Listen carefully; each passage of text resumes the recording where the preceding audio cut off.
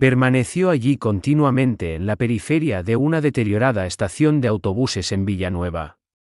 Caía la precipitación, sobrevinieron condiciones invernales, pero su vigilia persistía. Un pastor alemán, tan inmóvil que casi se mimetizaba con el cemento, miraba fijamente a lo largo de la vía pública como si anticipara una aparición.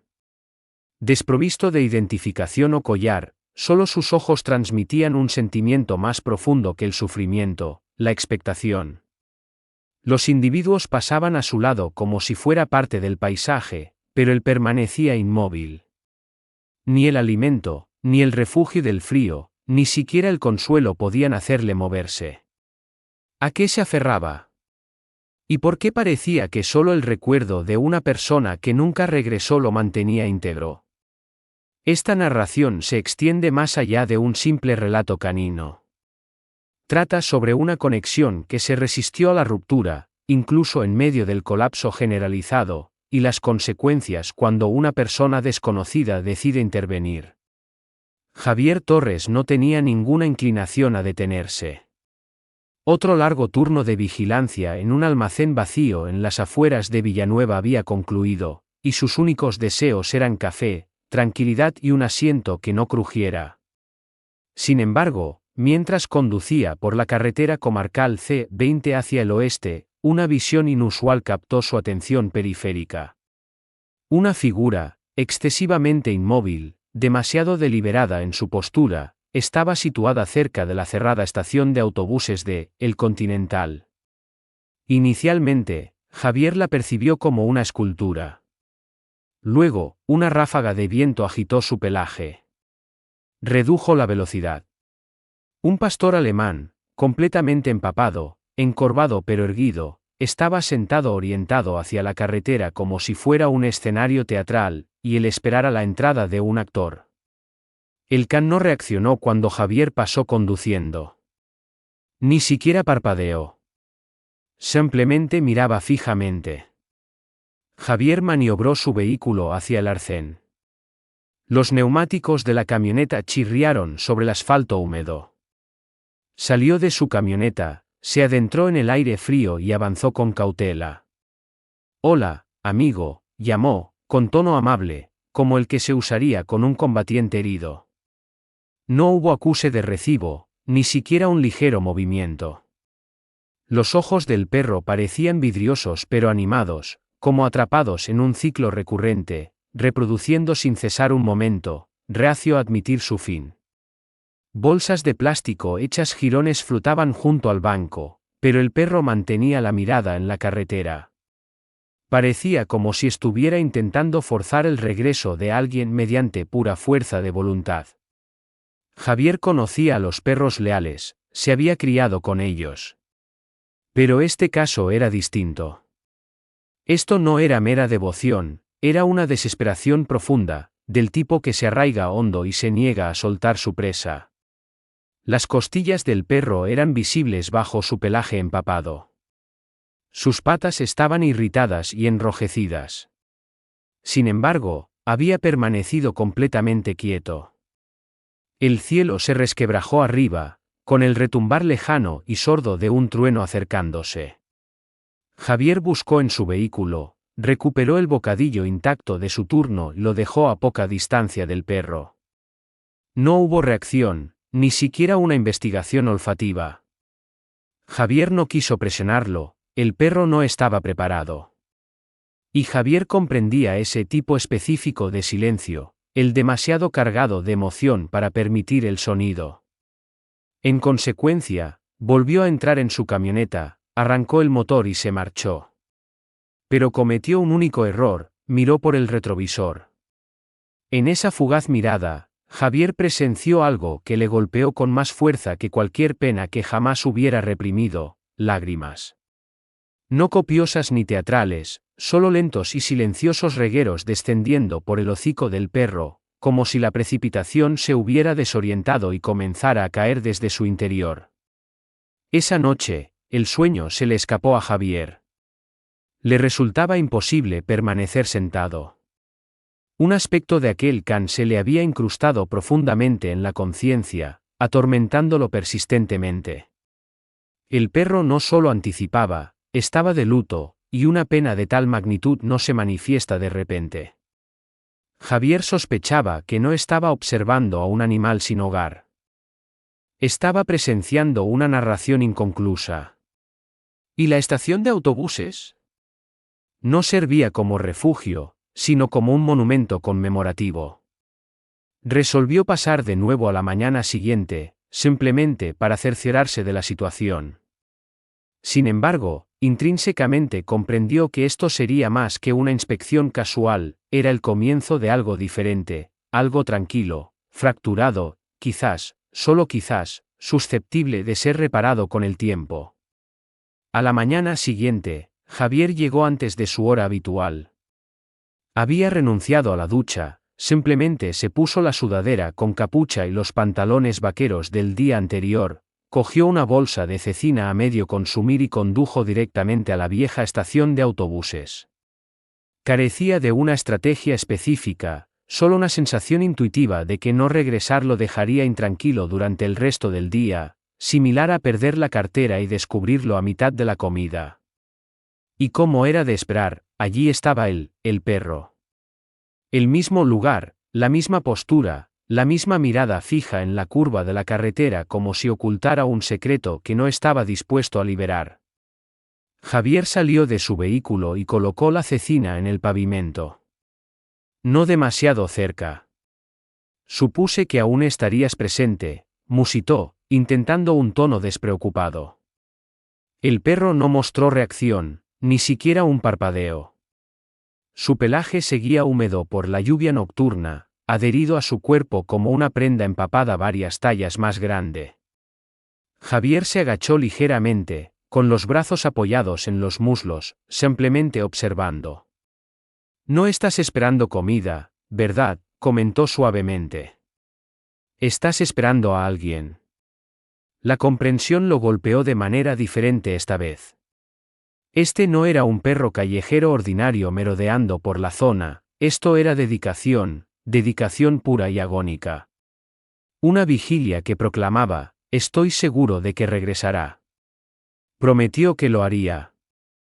Javier retrocedió lentamente y se sentó en un banco al otro lado de la calle.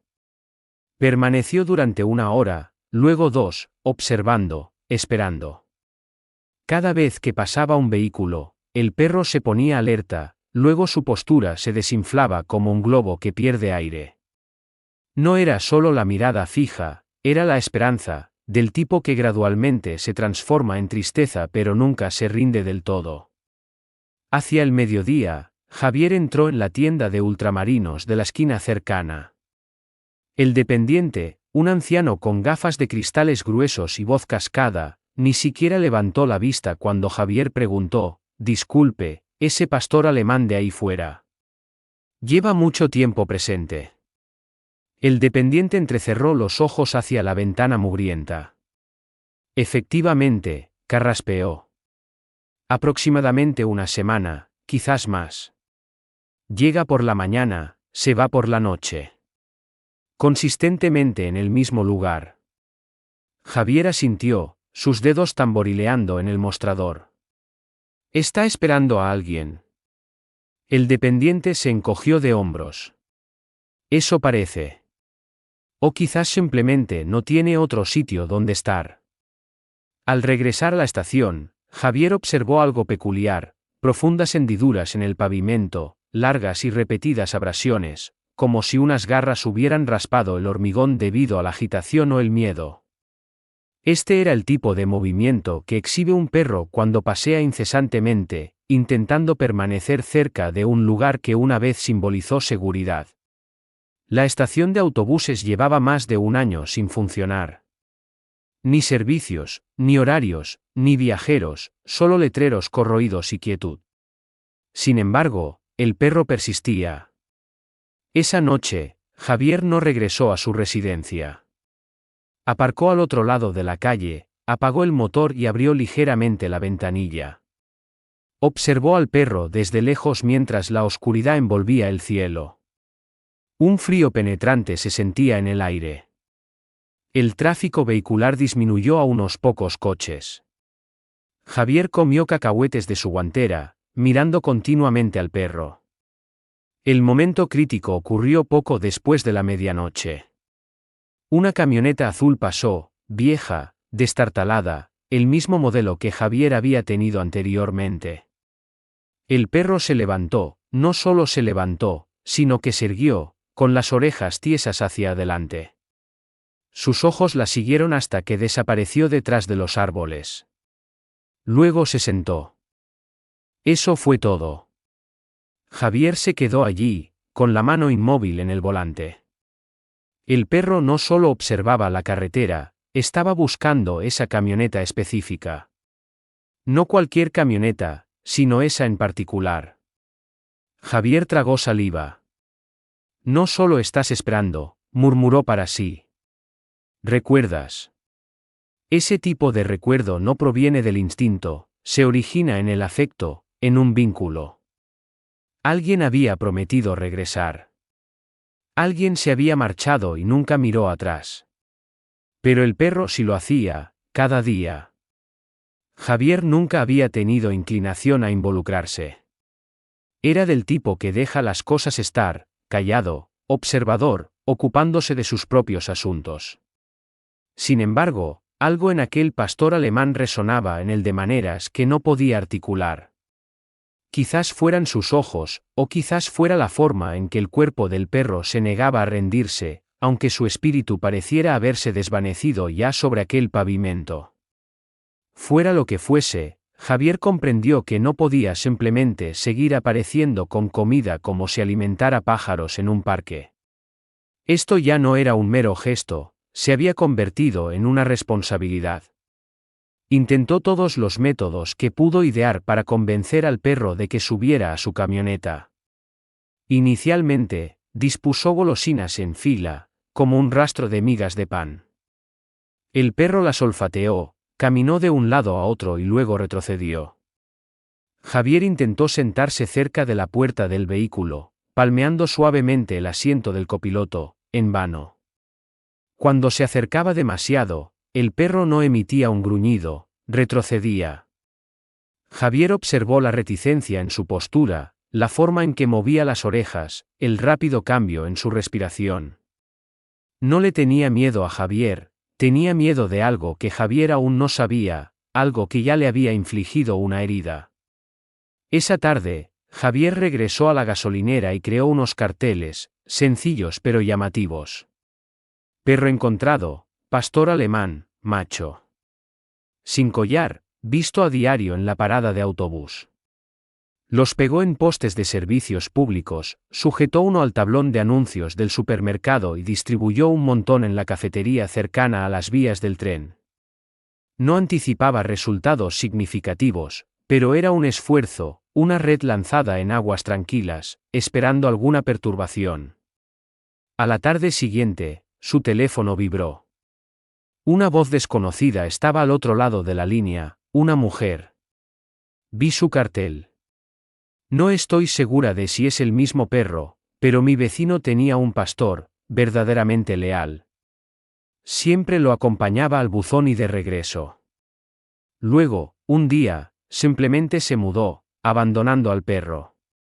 Eso ocurrió hace unas semanas. El agarre de Javier sobre el teléfono se intensificó. ¿Sabe su antigua dirección? Esquina de la calle del Mercado Viejo con la travesía del Pozo. Una casa beige con contraventanas rojas. El jardín está ahora descuidado. Javier localizó la casa sin dificultad. El césped había crecido en exceso, una verdadera jungla.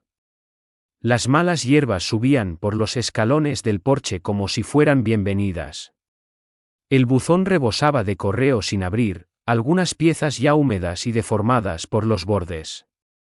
Lo abrió. Una carta cerca del fondo mostraba el nombre del remitente R. Durán. Javier permaneció en silencio, simplemente sosteniendo el sobre por un momento, de la manera en que uno podría sostener un último mensaje de voz de un ser querido. El patio trasero estaba en peor estado aún. La hierba alta ocultaba un patio de cemento agrietado. Sin embargo, Lo que captó la atención de Javier fue un viejo transportín de plástico, parcialmente oculto por las malas hierbas. Un lado había sido roído. El interior estaba marcado con arañazos de garras, como si algo hubiera intentado desesperadamente escapar de una situación aterradora. Javier se agachó y examinó el transportín. No parecía una vieja caseta, se asemejaba más a un encierro. Condujo directamente a la parada de autobús y encontró al perro precisamente donde lo había visto por última vez, todavía orientado hacia la carretera, manteniendo la misma postura desolada. Javier no habló, solo se acercó y se sentó en el suelo a corta distancia. El perro permaneció inmóvil, pero su oreja se crispó. Javier se reclinó contra la pared. No creo que vaya a volver, amigo. El perro giró la cabeza ligeramente, por primera vez. No fue un giro completo, todavía no una indicación de confianza, pero algo resquebrajó el silencio, como una capa de hielo crujiendo bajo tensión. Y en ese delicado instante, Javier comprendió algo asombroso: el perro no esperaba debido al desconcierto, esperaba porque aún conservaba la fe. Los cielos sobre Villanueva adoptaron un tono gris acerado, el tipo de coloración que señala problemas inminentes. La precipitación no solo se predecía, era palpable en la atmósfera, densa, opresiva, inevitable. Javier la sintió en su piel cuando llegó una vez más a la parada de autobús, sus faros atravesando la niebla. Los limpiaparabrisas de su camioneta gemían con cada pasada, incapaces de disipar la inquietud de su pecho. Algo andaba mal, no solo con el tiempo, sino en el aire, en su intuición. El perro no estaba en su lugar habitual. A Javier le dio un vuelco el corazón. Salió de la camioneta, sus zapatos se empaparon inmediatamente, y corrió hacia la parada, escudriñando cada rincón. Entonces apenas lo discernió, el perro estaba acurrucado detrás del banco, presionado contra el hormigón helado, su cuerpo temblando, las patas encogidas tan apretadamente debajo del que parecía normal. La lluvia lo había empapado por completo. Se estaban formando charcos a su alrededor, pero permanecía inmóvil, ni siquiera intentando evadir la humedad. Javier no pidió permiso. Recuperó la manta de lana de detrás de su asiento, lo envolvió en ella y lo levantó sin prisa, meticulosamente, como si estuviera hecho de material delicado. Pesaba menos de lo que debería, los huesos sobresalían donde antes había músculos. Esta era una delgadez no adquirida de la noche a la mañana, sino la consecuencia de priorizar la espera por encima de la supervivencia. El perro no ofreció resistencia, apenas reaccionó. Su respiración era superficial, su cuerpo flácido. Javier lo sostuvo como un buzo de rescate recuperando a una víctima de un desastre. La calefacción de la camioneta ya funcionaba a pleno rendimiento cuando Javier lo colocó en el asiento trasero y condujo hacia el único destino lógico, la clínica veterinaria de Villanueva. La doctora Elena García lo recibió en la entrada. Sin preguntas, solo medidas inmediatas. Ella y su colega llevaron al perro adentro, Javier siguiéndolos como un hombre que acabara de entregar su propio corazón.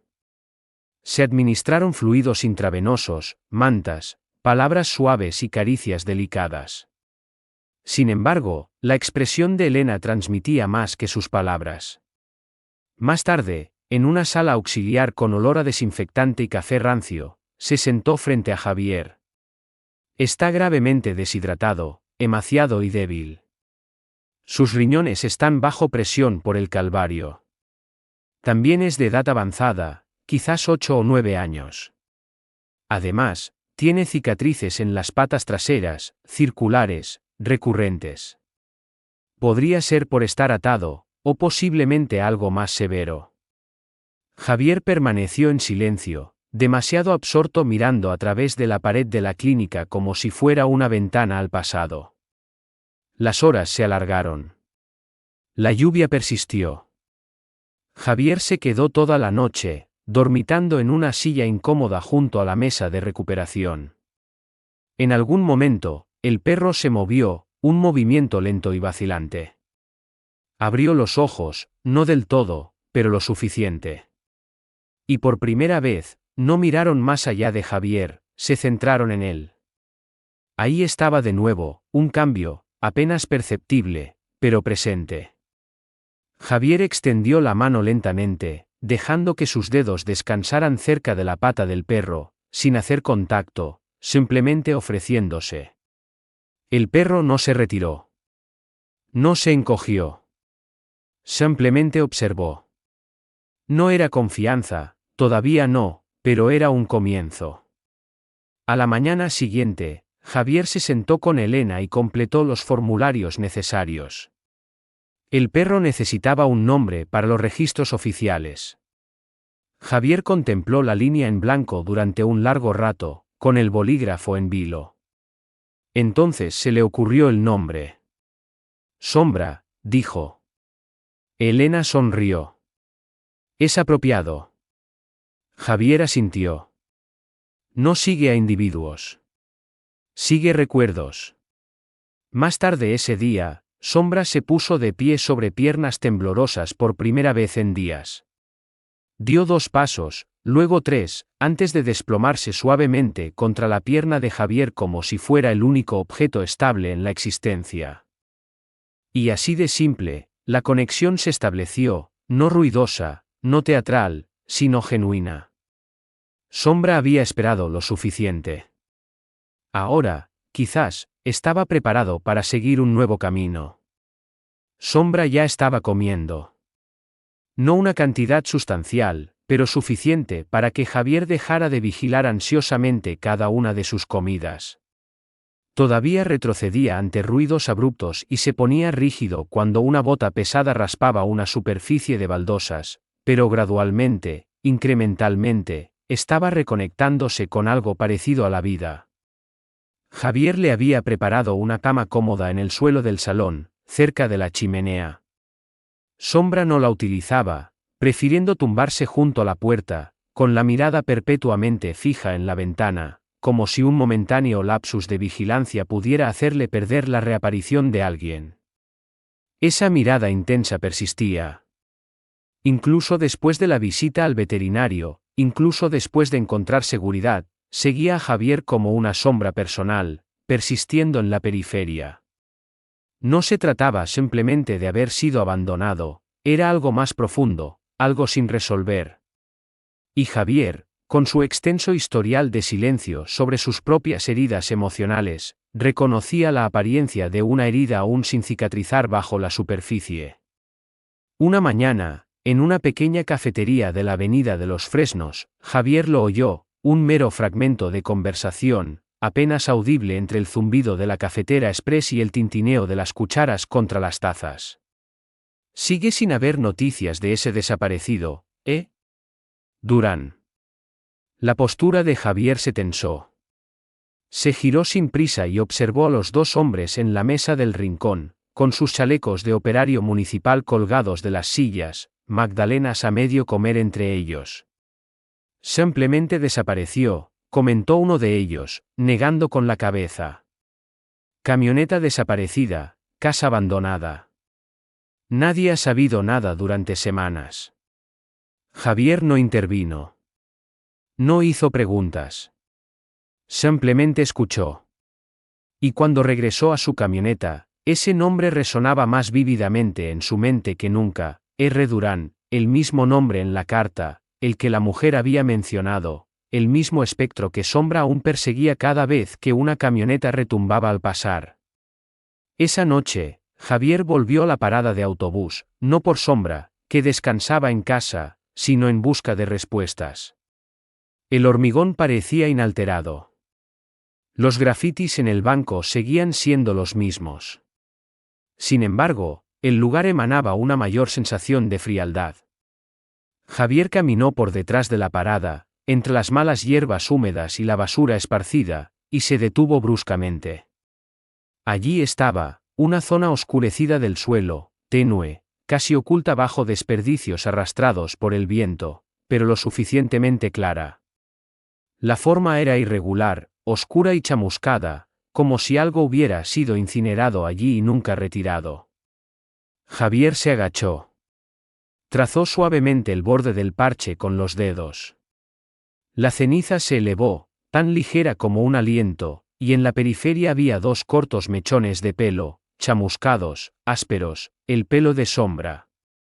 Javier se levantó lentamente, con el estómago revuelto, el corazón latiéndole con fuerza en el pecho. Lo que hubiera ocurrido aquí, no era simplemente abandono. No era solo un hombre que se marchó y nunca regresó.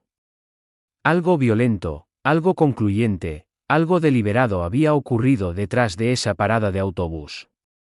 Javier no conocía los detalles precisos, pero Sombra sí. Esa noche, Javier se sentó junto a Sombra en el porche. El viejo pastor levantó la cabeza, parpadeó una vez y la apoyó en la bota de Javier. No creo que te abandonara, dijo Javier suavemente. Creo que alguien te lo arrebató. Sombra no ofreció respuesta, naturalmente. Pero en la manera de su exhalación, larga, lenta, casi intencionada, Javier sintió un cambio.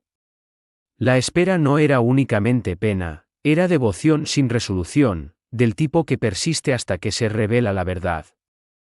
El sueño eludió a Javier esa noche, no del todo. Revivía continuamente la imagen de la zona chamuscada detrás de la parada de autobús, los mechones de pelo, el nombre Durán reverberando en su mente.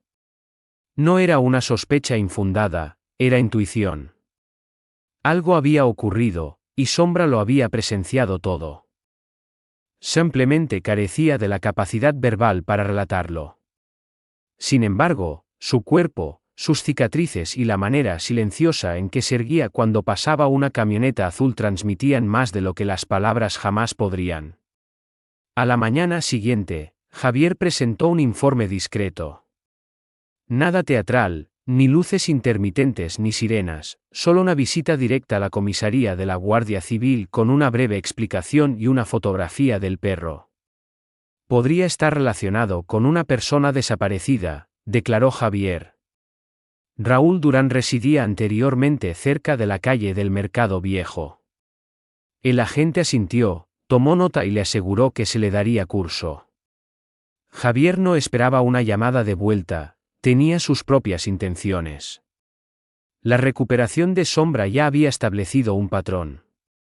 Estaba más fuerte, comía con regularidad y cojeaba menos, pero lo más significativo es que había comenzado a deambular, no simplemente paseando o siguiendo a Javier, sino aventurándose en caminatas cortas, con la cola ligeramente levantada. Javier lo sacó a hacer ejercicio cerca del sendero fluvial del río Escondido, un camino boscoso que discurría junto al tranquilo recodo del río del pueblo. El lugar normalmente emanaba una sensación de calma, hasta que Sombra se detuvo bruscamente, todo su cuerpo tensándose con alerta. Javier se quedó helado. ¿Qué pasa?, inquirió casi en un susurro.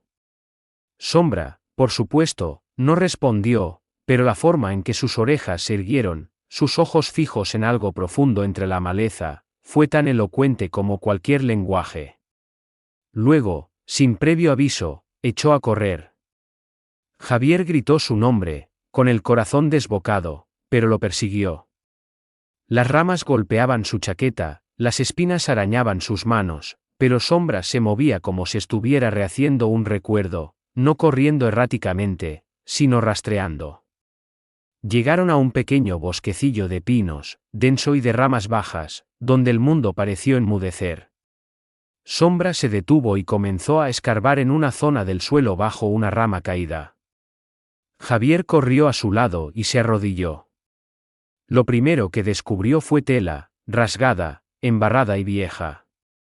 Luego, un teléfono móvil destrozado con la pantalla rota y la batería agotada.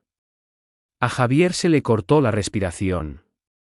Sus dedos temblaron mientras apartaba más escombros, descubriendo una bolsa de lona. Dentro había ropa, sucia y rota, una correa manchada de sangre, debajo, un parche con un nombre de una chaqueta de uniforme, Durán. Javier miró fijamente durante un largo rato. El bosque, silencioso y observador, no ofrecía respuestas. Sombra se sentó a su lado, ya no escarbando, ya no moviéndose, solo respirando como si este fuera el lugar al que había estado esforzándose por llegar todo este tiempo. Javier tomó fotografías y contactó con la Guardia Civil. Esta vez, se tomaron el asunto con seriedad. Los agentes acordonaron la zona. Llegaron los investigadores forenses. Javier permaneció hasta el anochecer, apoyado contra un árbol, Sombra acurrucado a sus pies como un centinela relevado de su guardia. La pregunta no era solo qué le había ocurrido a Raúl Durán, era por qué Sombra había sobrevivido y por qué alguien se había esforzado tanto en asegurar que esa fuera la única parte restante de la narración. El silencio que siguió al hallazgo pareció más opresivo que la revelación misma. Las unidades forenses llegaron y se marcharon con discreta competencia, y los medios locales habían comenzado a investigar, formulando preguntas que Javier no tenía fuerzas para responder. Sin embargo, en el centro de todo, Sombra permanecía inalterado, no de la manera que Javier había anticipado. No parecía consolado ni aliviado, no estaba curado, porque la pena no desaparece cuando emerge la verdad, simplemente altera su forma. Javier ahora observaba a Sombra con una nueva perspectiva. Cada movimiento de sus orejas, cada crispación de su cola, cada instante que se quedaba en la ventana en lugar de reclinarse cerca de la chimenea, transmitía un mensaje. La mirada de Sombra permanecía fija en la carretera. Y Javier no podía culparlo, porque incluso si la justicia avanzaba lentamente, el cierre no era algo que uno pudiera extraer de un informe o un documento judicial. Tenía que experimentarse. Y para Sombra, aún no había llegado. Una tarde, mientras paseaba a Sombra por el sendero más allá del repetidor, Javier notó algo inusual. Un todoterreno negro redujo la velocidad al pasar junto a ellos, su motor casi silencioso. Sus cristales estaban más tintados de lo permitido legalmente, del tipo diseñado para ocultar narrativas en lugar de mostrarlas. Sombra se quedó helado, no por miedo, sino por reconocimiento. Su cuerpo se puso rígido.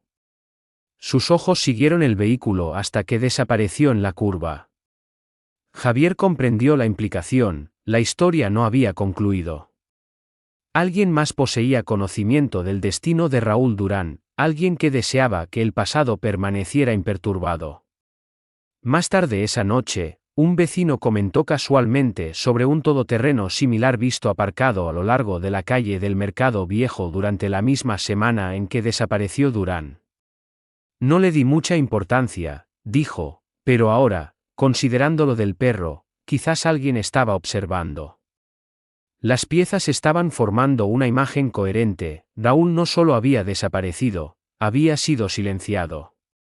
Y Sombra había sobrevivido a lo que Raúl no, posiblemente por fortuna, o quizás porque alguien subestimó la capacidad de un perro para recordar detalles.